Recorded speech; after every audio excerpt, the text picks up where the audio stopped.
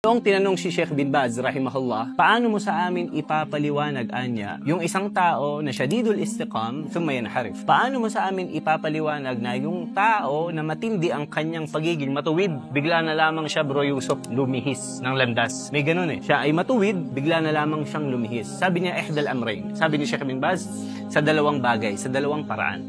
Una, imma annahu lam yashkur ni'mat al-hidayah. Hindi daw siya nagkaroon ng utang na loob, pagpapasalamat sa ni'ma, sa biyaya na ipinagkaloob sa kanya ni Allah subhanahu wa ta'ala. Ito yung biyaya ng Islam. Ikalawa, ito yung tinatawag natin imma ayyara ahadan bizayl. Ang isang tao, kapag nakakita siya ng tao na nasa kaligawan, huwag niyang kutsain, huwag niyang pagtawanan, bagkus ito ay akayin niya. Akayin niya sa gawaing mabuti. Nang sa ganun, pamarisan, ituwid ang kanyang mga pagkakamali. Hindi yung kukutsain natin ang ating kapatid, ang ating brother, ang ating sister. Kapag ka ikaw ay naggaganito, nagbibigay ng mga pangungutya, pagsasalita ng hindi ka aya-aya, ito ay dahilan upang ikaw ay malihis pagkatapos kagabayan at patatagin ni Allah subhanahu wa ta'ala. Kaya marapat iwasan ang pangungutya, iwasan ang tawanan mo, ang kapatid mo, siya ay nasa kaligawan. Dahil hindi mo alam, si Allah subhanahu wa ta'ala nagmemay-ari ng ating mga puso, nagbabago-bago nito. Kaya palagi, hinihiling ni Propeta Muhammad sallallahu alaihi wasallam, ya muqallibal qulub, o Allah na nagmamay-ari ng aming mga puso at nagbabago-bago nito, patatagin mo ang aming puso sa pananampalatayang Islam at dalangin natin kay Allah subhanahu wa ta'ala na tayo ay bawian ng buhay, na tayo ay nasa Islam, at dalangin natin kay Allah subhanahu wa ta'ala sa likod ng mga